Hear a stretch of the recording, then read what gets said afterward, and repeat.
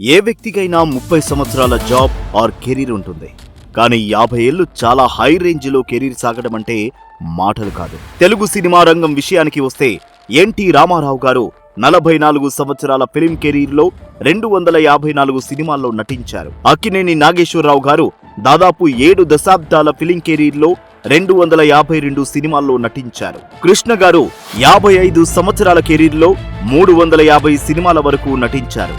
శోభన్ బాబు 37 సంవత్సరాల ఫిల్మ్ కెరీర్లో 230 సినిమాల్లో నటించారు. కృష్ణంరాజు గారు 57 సంవత్సరాల ఫిల్మ్ కెరీర్లో దాదాపు 190 సినిమాల వరకు నటించారు.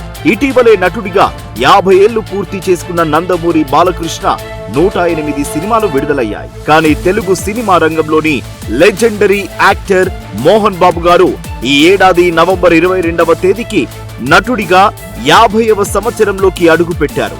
510 సినిమాల పైన హీరోగా, విలన్ గా రకరకాల పాత్రల్లో నటించి మెప్పించారు. కేవలం సోషల్ పిక్చర్స్ లోనే కాకుండా పౌరాణిక, జానపద, చారిత్రాత్మక, క్రైమ్ సినిమాల్లో అద్భుతమైన పాత్రలు పోషించారు. ఆ తరం అగ్రకథా నాయకులు ఎన్టీఆర్, ఏఎన్ఆర్, కృష్ణ, కృష్ణంరాజు, శోభన్ బాబు, శివాజీ గణేశన్లతో పాటు తన సమకాలికులు చిరంజీవి, బాలకృష్ణ, నాగార్జున, వెంకటేష్, రజనీకాంత్, కమల్ హాసన్లతో ఈ తరం హీరోలు ప్రభాస్, ఎన్టీఆర్, మహేష్ బాబు, సూర్య తదితరులతో నటించి 3 తరాలతో పోటీపడ్డ గొప్ప నటుడు అనిపించుకున్నారు మోహన్ బాబు.